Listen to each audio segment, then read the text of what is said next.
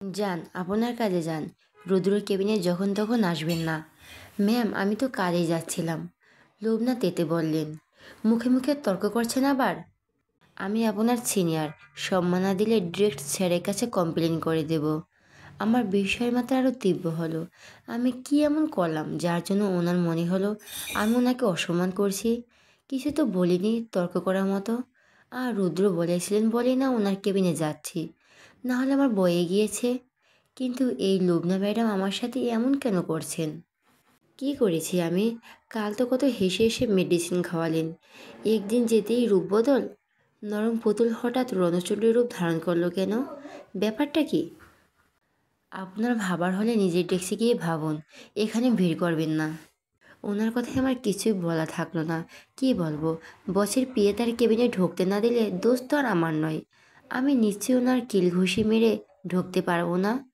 ফোঁস করে এক নিঃশ্বাস ফেলে ফিরে আসলো ভাবলাম। হঠাৎ পেছন থেকে কেউ একজন বলে উঠল, কি হচ্ছে এখানে? আমি আর লোবনা ম্যাডাম একঝোঁকে সেদিকে ফিরলাম। রুদ্র রোশন দাঁড়িয়ে আছেন, কপালে 3-4টে ভাঁজ স্পষ্ট। আমি কিছু বলার আগে লোবনা নালিশ ছুড়ে দিলেন, স্যার, এই মেয়েটা আপনার অবর্তমানে আপনার কেবিনে ঢুকতে যাচ্ছিল। তো? রুদ্র নিরুদ্বেগ কণ্ঠে ঘাবড়ে গেলেন লোবনা। আমি একবার ওনার দিকে দেখছি, পরের বার রুদ্র দিকে। লুবনা মিনমিনিয়ে বলেন, না মানে স্যার, আপনি তো বলছিলেন আপনি না থাকাকালীন বসে ছাড়া কেউ যেন আপনার কেবিনে না ঢোকে, তাই ওনাকে আটকেছিলাম।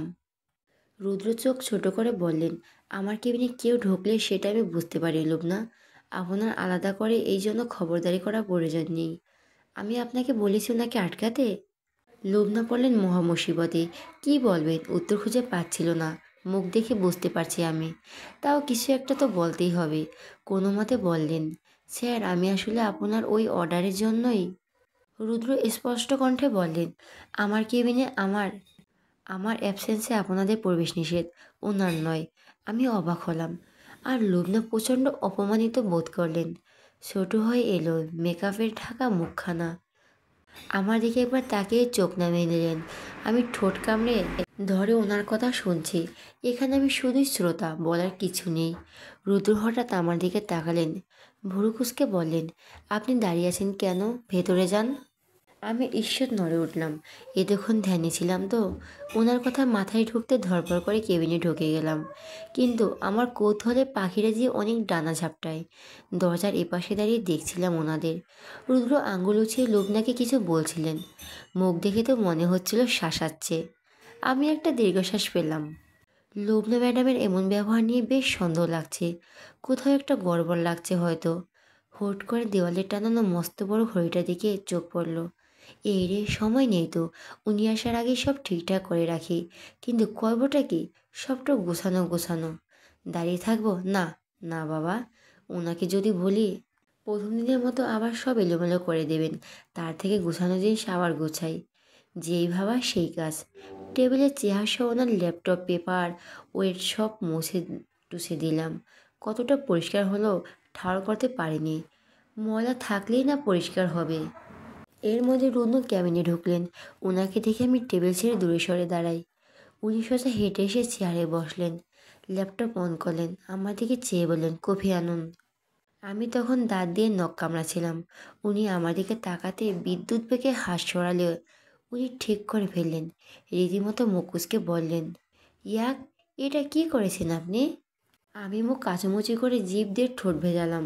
উনি আমাকে কঠোর নির্দেশ দিলেন, যান, হাত স্যানিটাইজার করে আসুন। আমি মৃদু কণ্ঠে বললাম, স্যানিটাইজার কই পাবো এখন? আমার কাছে নেই। উনি ছোট্ট নিঃশ্বাস ফেলে নিজের টেবিল থেকে স্যানিটাইজার বোতলে সামান্য ঢেলে দিলেন আমার দিকে। আমি চট করে হাতে ঢেলে দু হাতে ঘষে নিলাম। উনি বিড়বিড় করে বললেন, অস্বাস্থ্যকর চালচলন। আমি তীক্ষ্ণ দৃষ্টিতে তাকালাম। নখ কামড়ানো অস্বাস্থ্যকর, ঠিক আছে। এটা আমার সামনে বলার কি আছে? আমি লজ্জা পাই না, বেটা নির্বোধ। এরপর গেলাম ওনার কফি বানাতে। আজ আর সময় নষ্ট করিনি, একদিনে পাকা হয়ে গিয়েছি। কালকের মতো 4 চামচ পাউডার দিয়ে সুগার ছাড়া বানিয়েছি। খুব তাড়াতাড়ি কফি এনে ওনার সামনে রাখতেই উনি একবার শুধু আমাকে দেখলেন। এরপর কাজের সাথে সাথে মন দিলেন কফির মগে ঠোঁট ছোঁয়াতে। আমি ওনার ওদিকে তাকিয়েই কাজ খুঁজছিলাম। আর তো কিছু বাকি নেই। ঠিক 1 ঘন্টা পর আবার কফি বানাতে হবে। ততক্ষণ কি দাঁড়িয়ে থাকবো নাকি চলে যাব? এই লোক তো কিছু বলছেই না। আমি নিজে প্রশ্ন করলাম, আমি কি চলে যাব? উনি আমার দিকে না দেখে বললেন, না, কাজ আছে।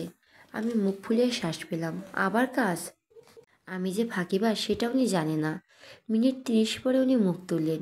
চোখ ইশারা করে একটা ক্যাবিনেট দেখে বলেন, ওটার ড্রয়ারে কিছু পেপারস আছে, ওগুলো পরপর নম্বর অনুসারে সাজান। আমি এসে চেক করব। আমি চোখ ঘুরিয়ে ভাবলাম এসে চেক করব। কই যাবে জিরাফটা? আমার চিন্তার মাঝে উনি বেরিয়ে গেলেন। আমি আর কি করব? ক্যাবিনেটের কাছে গিয়ে ড্রয়ার টেনে খুললাম। ড্রয়ারের ভেতরটা দেখতে আমার চোখ কপালে। এতগুলো কাগজ, এগুলো সাজাতে কত সময় লাগবে? 1 ঘন্টা নাকি 2 ঘন্টা? সবগুলো হাতে নিয়ে টেবিলের কাছে এলাম। টেবিলের উপর রেখে গোছাতে নেব, হঠাৎ চোখ পড়ল কেবিনে বড় সে কাঁচের জানালা দিকে। জানালা বন্ধ। আমার জানালা থেকে বাইরেটা দেখতে ইচ্ছে করলো ভীষণ। সাথে সাথে এগিয়ে গেলাম। কাঁচের ভেতর থেকে বাইরে ওকে দিতেই হা হয়ে এলো আমার মুখ। কি সুন্দর, শুধু গাছ আর গাছ। সবগুলো এক সাইজের আর ভীষণ সুন্দর। দুলছে, বোঝাই যাচ্ছে বাইরে বেশ হাওয়া দিচ্ছে। আহা, জানালাটা খোলা থাকলে কি হাওয়াটাই না আসবে। এমন প্রাকৃতিক বাতাস রেখে এসির ভনভন বাতাস খায় বলেই ওনার মাথা চটে যায় বলেই আমার ধারণা। এর থেকে বরং জানালা খুলে দিই। ফ্রেশ এয়ারে মনে ফ্রেশ থাকবে আর মাথাও ঠান্ডা হবে। যেই ভাবায় সেই কাজ। সাহস দেখি জানালার থাই গ্লাস টেনে সরালাম। মুহূর্তে হুড়মুড়িয়ে বাতাস ঢুকলো কেবিনের ভেতরে। বাতাসে প্রচণ্ড বেগ। আমার চুল ওড়না উড়ে এদিক সেদিক যাচ্ছে। শুধু তাই নয়, টেবিলের ওপর যে কাগজগুলো রেখেছিলাম সেগুলো সব উড়ে এলোমেলো হয়ে ছড়িয়ে পড়তে শুরু করলো মেঝেতে। আমি দৌড়ে এসে হাত দিয়ে আটকাতে চেয়েও পারলাম না। ঠিক সেই সময় রুদ্র কেবিনে এলেন। আমার অবস্থার সাথে কেবিনের অবস্থা দেখে বিস্মিত কণ্ঠে বললেন, এ কি, এসব কি? আমি ওনার দিকে তাকিয়ে ভয়ে ভয়ে বললাম, না মানে ওই আসলে। ওনার চোখ পৌঁছালো জানালার দিকে। হাত ইশারা করে ব্যস্ত কণ্ঠে বললেন, জানালা বন্ধ করুন আগে, যান। আমি ছুটে এসে জানালার গ্লাস লাগালাম। তুলুন এসব। ওনার কথায় আমি নিচে বসে এক এক করে সব তুলছি, কিন্তু তাতেও হিমশিম খাওয়া অবস্থা। কয়েকটা কাগজ টেবিলের তলায় চলে গিয়েছে। কোনো রকম সব গুছিয়ে উঠে দাঁড়াতেই দেখলাম রুদ্র আমার দিকে কটমটে চেহারায় তাকিয়ে আছেন। উনি এভাবে তাকালে আমার সব গুলিয়ে যায়। উনি রাগে রেগে চেহারা বানিয়ে বললেন, পিন আপ করুন এগুলো। আমার মাথায় কী হলো কে জানে। মেঝেতে স্টেপলার খুঁজতে শুরু করলাম। উনি ধমকে বললেন, স্টেপলার কি ওখানে থাকে? টেবিলে দেখুন। ও হ্যাঁ হ্যাঁ হ্যাঁ। ফার্স্ট। ওনার তারায় তালগোল পাকিয়ে গেল আমার।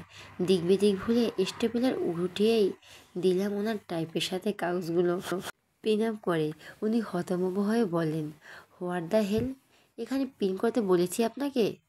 হুশ আসতে আমার জিভ কাটলাম। মুখ কাঁচুমুচু করে বললাম, সরি, আমি আসলে আমার। উনি পুরো কথা শোনার ইচ্ছে উনি পুরো কথা শোনার ইচ্ছে প্রকাশ করলেন না। উত্তেজিত হয়ে বলেন, কার্টুন এটা, তাড়াতাড়ি। আমার তখন দিশেহারা অবস্থা। ওনার ক্ষুদ্র শুভ্র আনন্দ করা জট পাকালো সব কিছু। টেবিল থেকে সিজার উঠে এটার উপর টাইটটাকে মাঝখান থেকে কেটে ফেললাম। টাইটের অর্ধেক ওনার গলায় ঝুলছে, আর অর্ধেক ঝুলছে আমার হাতে। খেয়াল পড়লেই নিজের কাজে নিজেরই চোখ বেরিয়ে এলো আমার। ওনাকে দেখলাম হকচকিয়ে মাথাটা কাটিয়ে উঠতে পারেনি। দাঁতে দাঁত চেপে বলেন, কি করলেন এটা? আপনার মাথায় কিচ্ছু নেই। আপনি আসলেই চূড়ান্ত মাথা মোটা। আমি কাঁদো কাঁদো কণ্ঠে বললাম, সরি। রাখুন আপনার সরি। ও গড, আমার টাই কেটে দিল। একটা কাজ যদি হয় কি দিয়ে? এই হাফ কাটা টাই নিয়ে আমি এসাইলাম কি করে যাব? শিট। উনি আগে টেবিলের উপর মৃদু ঘষে দিলেন। আমি থমকালাম। উনি কোথায় যাবেন বলেন? এসাইলমে? মানে মেন্টাল এসাইলমে? এর মানে কি? উনি কি পাগল? উনি অসুস্থ? হায় আল্লাহ, শেষমেশ একটা পাগলের কোম্পানিতে চাকরি নিয়েছি। আমারই বোঝা উচিত ছিল একটা সুস্থ মানুষ কখনো তো বদমেজাজি রকচটা হতে পারে না। উনি অসুস্থ বলেই এমন। এবার নিতান্ত ওনার উপর মায়া উতলে উঠল আমার। আহারে, ওনার মানসিক অবস্থা না জেনে আমি ওনাকে গালমন্দ করছি। এসব ভেবেও ভীষণ খারাপ লাগতে শুরু করলো। ওদিকে উনি রাগে ফাটছেন। আমি আস্তে করে বললাম, স্যার, আমি তো ইচ্ছে করে করিনি। আপনি বরং যাওয়ার সময় কোনো মল থেকে নতুনটাই কিনে নেবেন। এখন তো অনলাইনেও ফাস্ট ডেলিভারি পাওয়া যাচ্ছে, চাইলে ওটাও ট্রাই করতে পারেন। উনি আমার দিকে কেমন দৃষ্টিতে তাকালেন আমি বুঝিনি, তবে রাগ চেপে বললেন, আপনার বিচ্ছিরি বুদ্ধির জন্য ধন্যবাদ। আমি ভুরু কুঁচকাই। আমার বুদ্ধিটা ওনার কাছে বিচ্ছিরি মনে হলো? অবশ্যই এটা তো স্বাভাবিক, তাই না? উনি তো পাগল, পাগলদের জ্ঞান বুদ্ধি স্বাভাবিক মানুষের তুলনায় একটু কম থাকবে। উনি নিজে যেরকম আমাকে তেমন ভাবেন। ওনাকে দেখলে গলা থেকে টাই খুলে ফেললেন, গায়ের কোটটাকে খুলে রীতিমতো ছুঁড়ে মারলেন সোফার উপর। পরনের চকলেট কালারের শার্টটা বেরিয়ে এলো তৎক্ষণাৎ। উনি হাতা দুটো ফোল্ড করে কোইন অব্দি ওঠালেন। ওনাকে তখন দেখতে আস্ত একটা ক্যাডবেরি মনে হলো আমার উপর, সেটা প্রভাব ফেলল না। আমার পুরো ধ্যান, পুরো মনোযোগ ওনার রোগের দিকে। এই যে সুন্দর ছেলেটা শেষমেশ মানসিকভাবে অসুস্থ, কিছুতেই মেনে নিতে পারছিলাম না আমি। অব্র ভাইয়া কথাটা তো বলতে পারতেন আমাকে, শুধু শুধু বেচারাকে দোষ দিতাম এক দুদিন। আমার খুব ইচ্ছে করলো ওনাকে এ ব্যাপারে জিজ্ঞেস করতে। অসুস্থতা যার, সাক্ষ্য তার, একটা কথাই আছে না? আগেই বলছি আমার কৌতূহলের পাহাড় অনেক উঁচু। সেই শব্দে টিকতে না পেরে বলেই ফেললাম, স্যার একটা কথা জিজ্ঞেস করব? উনি টেবিলের উপর থেকে ফোন নিয়ে পকেটে ভরছিলেন। আমার কথা চোখ তুলে তাকালে শুধু। অনুমতি ছিল নাকি অন্য কিছু কে জানে। আমি অত ভাবিনি, উদ্বেগ নিয়ে প্রশ্ন ছুড়লাম, আচ্ছা স্যার, আপনার এই অসুস্থতা ঠিক কবে থেকে? অনেক ছোটবেলা থেকেই নাকি? উনি সরু চোখে তাকালেন, মানে? আমি ঢোক গেলাম ওনার জিজ্ঞাসা ধরনে। পাগলকে পাগল বললে চটে যায়? ওনাকে সরাসরি জিজ্ঞেস করতেই হেতে বিপরীত হতে পারে, ঘুরে পেছে বলতে হবে। আমতা আমতা করে বললাম, এই যে আপনি অ্যাসাইলামে যাচ্ছেন ট্রিটমেন্ট নিতে, সেটা কতদিন ধরে চলছে? উনি তাণ্ডব বনে চেয়ে থাকলেন আমার দিকে। আমি অ্যাসাইনমেন্টে ভুল কিছু বলছি তার স্পষ্ট প্রমাণ দিলেন। ওনার চেহারা দেখে আমার ভয় তরতরিয়ে বাড়ল। কাপা কণ্ঠে বললাম, এভাবে তাকিয়ে আছেন কেন? উনি নিশ্চুপ। আচমকা উনি টেবিলে ভর দিয়ে ঝুঁকে এলেন আমার দিকে। ব্যাপারটা চমকে মাথা পেছিয়ে নিলাম আমি। উনি দাঁত চিবিয়ে চিবিয়ে বলেন, আপনি শুধু ইউজলেসই নন, সাথে দুর্দান্ত পর্যায়ে ননসেন্স একটা মেয়ে। আমার ঠোঁট বিস্ময়ে আলাদা হয়ে গেল। কি করেছি আমি? আপনি তো বলেন আপনি মেন্টাল অ্যাসাইলামে যাবেন, তো ওখানে মানুষ কেন যায় শুনি? উনি নাক মুখ কুঁচকে বললেন, অ্যাসাইলামে শুধু পেশেন্ট যায়, অনেকেও যায় না?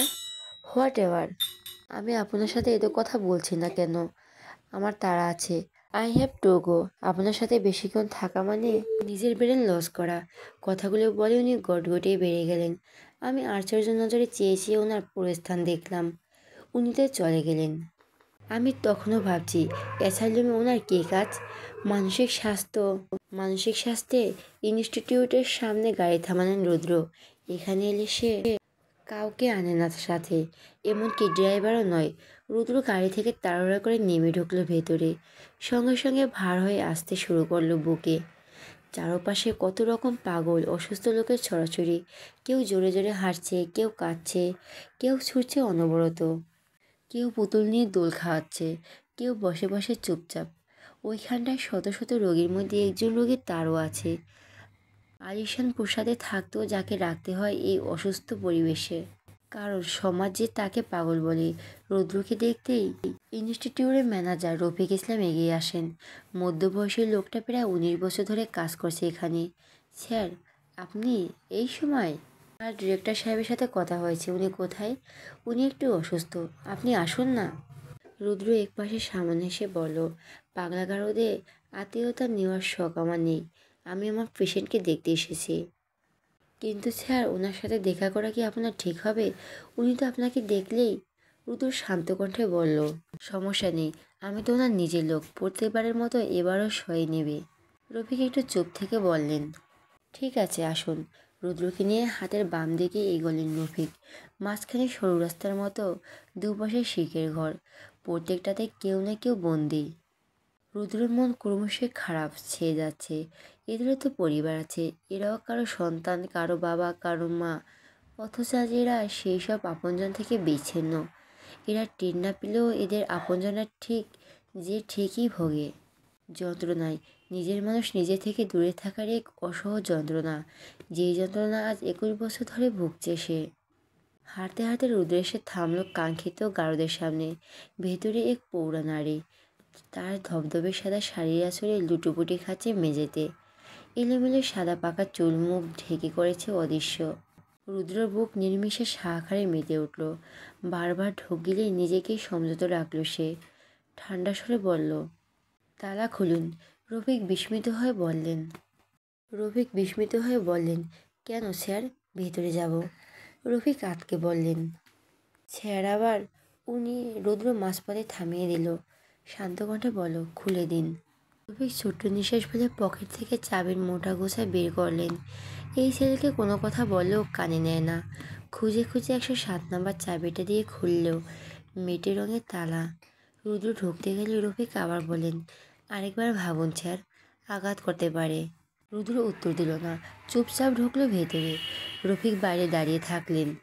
বৃদ্ধ মহিলাটা মেঝেতে বসে আছে, হাত দিয়ে মাটিতে আঁকাবুকি করছেন কিছু একটা, সাথে বিড়বিড় করে বলছেন অস্পষ্ট কিছু শব্দ।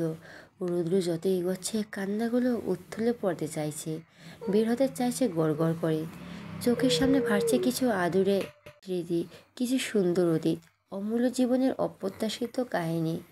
রুদ্র হাঁটু মুড়ে বসলো বৃদ্ধটির ঠিক পাশে, হাত বাড়ালো তারকে ছুঁতে। হাতটা প্রচণ্ড কাঁপছে। শীতল হাত আস্তে করে বৃদ্ধাটির কাঁধে রাখলো সে। ধরা কণ্ঠে ডাকলো, মা। বৃদ্ধা তাকালো না, সে এক নাগাড়ে আঁকছে, ফিসফিস করে আওড়াচ্ছে কিছু। রফিক কাকার বাইরে দাঁড়িয়ে আছেন, ভয় লাগছে তার। সে সব কাণ্ড করে এই বড়ি।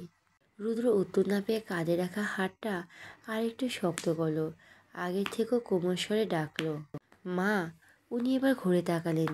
মায়ের মুখের সামনে অগোছালো হয়ে পড়ে থাকা অপরিষ্কার চুলগুলো হাত দিয়ে খুব যত্নে গুছিয়ে দিল রুদ্র। তার মা নির্বিকারে তাকিয়ে আছে, চোখে কোনো ভাষা নেই। দুই ভুরুর মাঝে কটা ভাঁজ। ছেলেটাকে দেখতে চিনতে পারেনি, নাকি চেষ্টা চালাচ্ছে, বোঝা যাচ্ছে না। রুদ্র মায়ের দুগালে হাতের ওঝরে নিয়ে ছলছল চোখে শুধালো, কেমন আছো মা? উনি উত্তর দিলেন না, চুপ করে দেখতে লাগলেন। সেকেন্ড খানিক পার হতে না হতেই আচমকা রুদ্রর হাত খপ করে আঁকড়ে কামড়ে ধরলেন তিনি। অতি দ্রুত ব্যাপারটা হকচকিয়ে গেল রুদ্র। রফিক ঠিক এই ভয়ে ছিল, এতদিন এই ছেলের শিক্ষা হলো না, কেন যে বারবার কামড় খেতে যায়। ধরফড়িয়ে উচ্চস্বরে নাচতে ডাকলেন রফিক। দুজন আসতেই তড়িঘড়ি করে ঢুকলো ভিতরে। রুদ্রমা তখনও কামড়ে ধরে আছেন ছেলের হাত, যেন রক্ত বের না হয়ে তার শান্তি নেই। এত ব্যথা ভাবান্তর নেই রুদ্রর। সে একধানে চেয়ে আছে মায়ের দিকে। আজ 21 বছর ধরে তার মা অসুস্থ, পাগল, গারদে ভর্তি। যতবার দেখা করতে আসতো, তাকে দেখলেই হয় তেড়ে আসতেন, না হয় দূর থেকে ছুঁড়ে মারতেন হাতের নাগালে যা থাকে তাই। হসপিটালের কর্তৃপক্ষ রুদ্রের কথা ভেবেই আসতে নিষেধ করতেন তাকে, কিন্তু মাকে তিনি 4 দিনের বেশি না দেখে শান্তি মিলত না রুদ্রর। ছুতে আসতো, বারণ সত্ত্বেও মায়ের কাছে যেত, আর ঠিক আজকের মতোই ঘটতো বিষয়গুলো। মায়ের অচেনা রূপ ভেতরটা চুরমার করে দেয় রুদ্রর। যে মা একটা সময় তার ব্যথায় কেঁদে বুক ভাসাতো, এখন সেই মাই তাকে আঘাত করতেছে। এটাকে ঠিক কিসের সাথে তুলনা করলে মানানসই হবে? নার্সমেয়ে দুটো এসে রুদ্র মাকে টেনে সরানোর চেষ্টা শুরু করে। একটা সময় সফল হলে রুদ্রকে নিয়ে তাড়াহুড়ো করে বাইরে বেরিয়ে এলেন রফিক। হাঁপাতে হাঁপাতে বললেন, স্যার বলেছিলাম তো যাবেন না, উনি এখনও আগের মতোই রয়েছেন। দেখলেনই তো কি হলো। রুদ্র এবার নিশ্চুপ, বাদামি চোখগুলো ভরে উঠল জলে। নার্স দুজন তার মাকে শান্ত করে ব্যস্ত। ইঞ্জেকশন তৈরি করেছে, পুশ করবে বলে। কেমন ছটপটাচ্ছে তার মা, মোটা স্বরে হুঙ্কার দিচ্ছে। ভৌতিক সিনেমার মতো গা হিম করা আর্তনাদ তার। রুদ্র হাতের উল্টো পিঠ দিয়ে চোখ মুছল।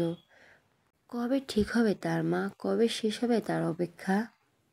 সন্ধ্যা নামে শহর জুড়ে, অলিগলিতে স্মৃতির কবর। বসন্ত হচ্ছে, বৃষ্টি নামে, কেউই বা রাখে সেই খবর। বিকালে রোদের লালচে আবার তখন অন্তিমে, পশ্চিমে সূর্যের অস্তিত্বটুকুও নেই। সন্ধ্যা শেষে সারা আকাশে এখন তারাদের মাতামাতি। গোধূলি রঙের শাড়িতে মোড়ানো মিশরাতের অন্ধকার। চারদিকে আশ্চর্য নীরবতা। গায়ে কারো ধাক্কা অনুভব করতেই ঘুম ছুটে গেল আমার। এতক্ষণ এই গভীর ঘুমে মর্জিত ছিলাম আমি। ঠিক কতক্ষণ তা জানা ছিল না। মুখ তুলতেই বুঝলাম আমি এখন রুদ্রর কেবিনে। রীতিমতো ওনার টেবিলের উপর ঘুমিয়েছিলাম।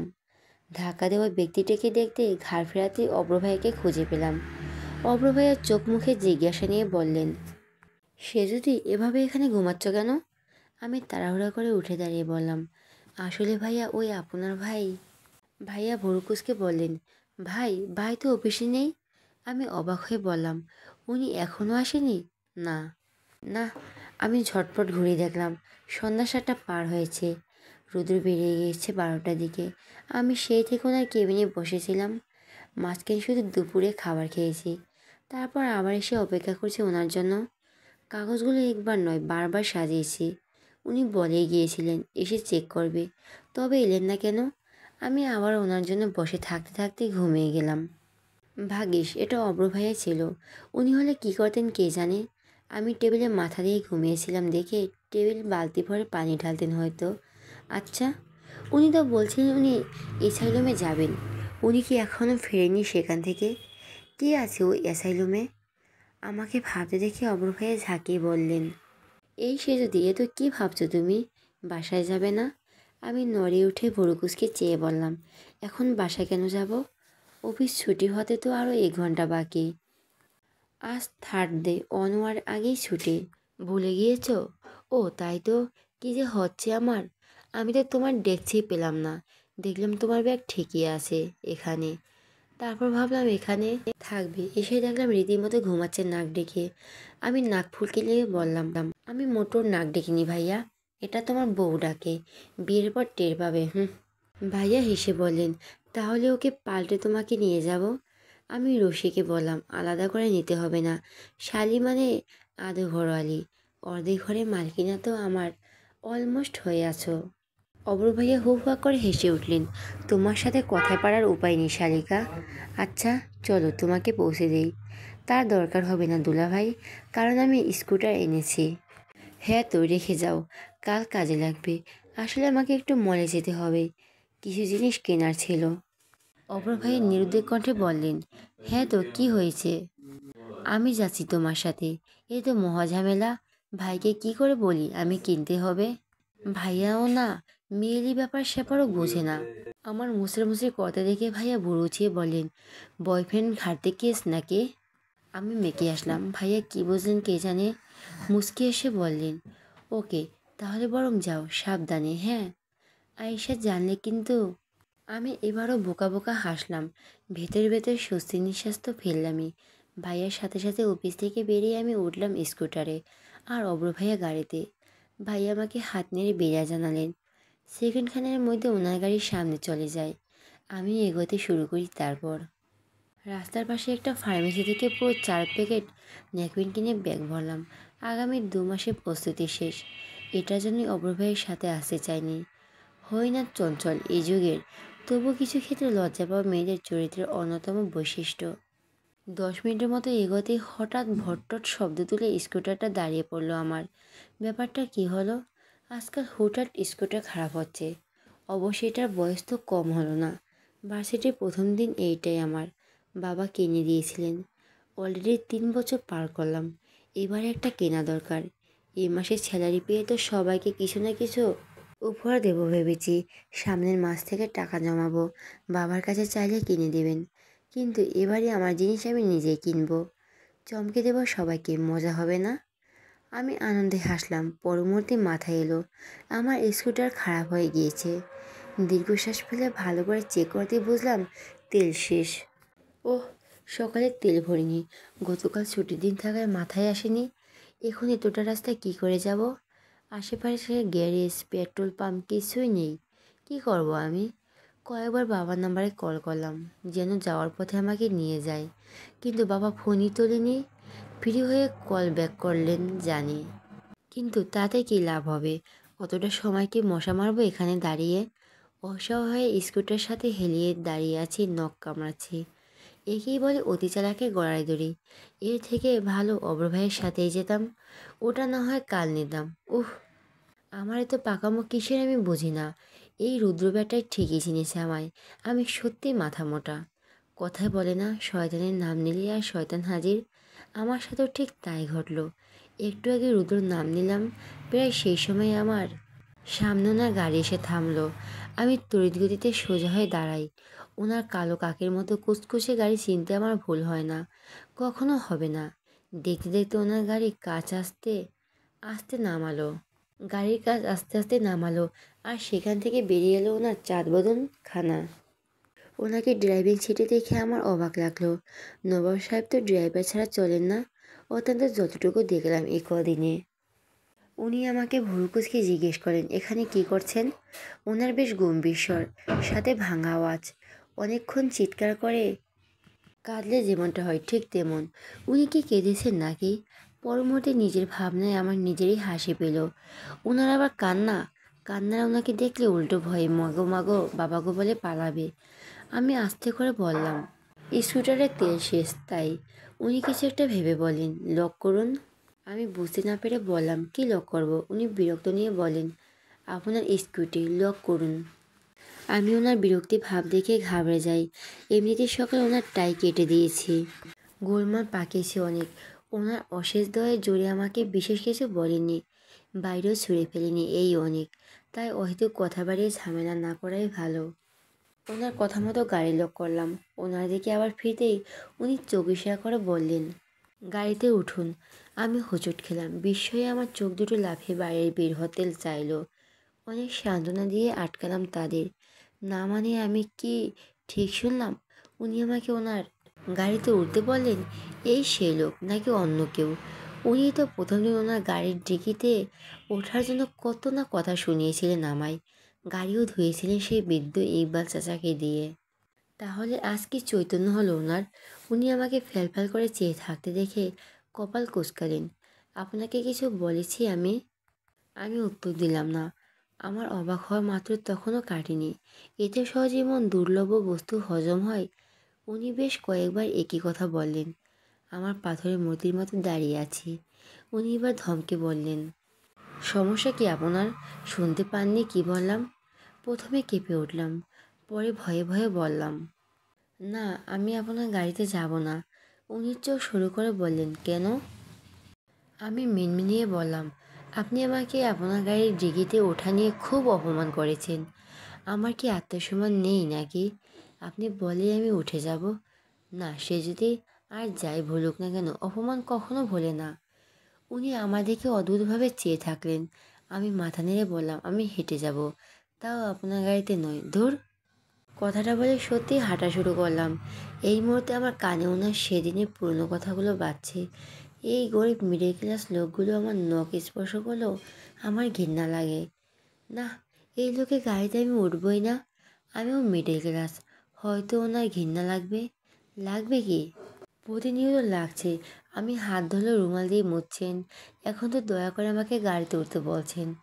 আমি দয়া কেন নেব? ওনার মতো নাকুচু লোকের দয়া আমার প্রয়োজনই নেই। দেখা যাবে। গাড়ি থেকে আমি নামা মাত্রই উনি মোছামুছি করে শুরু করে দিয়েছেন। তাই দামি গাড়ি চড়ে অপমানিত হওয়ার থেকে পায়ে হাঁটা 1000 গুণ ভালো। সামনে থেকে রিক্সা পেয়ে চলে যাব, তাও গাড়িতে নয়। নয় মানে নয়।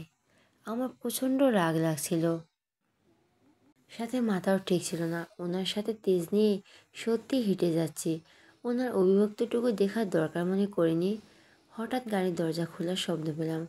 আমি তবুও ঘুরে দেখলাম না। রুদ্র রওশন চৌধুরী গাড়ি থেকে নেমেছেন বেশ বুঝতে পারছি। উনি খুব দ্রুত হেঁটে এসে আমার হাত টেনে ধরলেন পেছন থেকে। আমি অবাক হয়ে তাকালাম। উনি লাল চোখে বললেন, আপনার সাহস দিন দিন বাড়ছে মিস সেজুতি। আপনি রুদ্র রওশন চৌধুরীকে ইগনোর করছেন? আমার মুখের উপর না বলার স্পর্ধা আপনার হয় কী করে? হয় কী করে কথাটা উনি চিল্লিয়ে বললেন। বলাতে আমার অন্তরাত্মা কেঁপে উঠল। রাস্তায় অনেকে আমাদের দেখছে। আমি কাঁপা কণ্ঠে বললাম, আমি আপনার গাড়িতে উঠবো না। আপনি উঠবেন, চুপচাপ গাড়িতে গিয়ে বসবেন। আমি কিছু বলতে গেলেই উনি বাস খাই ধমকে বলেন, নো মোর ওয়ার্ডস, চুপচাপ আসুন। উনি সামনে হাঁটা ধরলেন। এক পা এগোতে আমি চট করে বললাম, সব কি আপনার ইচ্ছেতেই হবে? উনি ঘুরে তাকিয়ে বলেন, ইয়া, সব আমার ইচ্ছেতেই হবে। আমি ওনার কথাবার্তার ধরন দেখে অবাক হচ্ছি। এমনভাবে বলছে যেন আমি ওনার কী না কী। উনি চোখ সরু করে বললেন, ভালোই ভালোই আসবেন? নাকি টেনে হিসেবে নিয়ে যাব।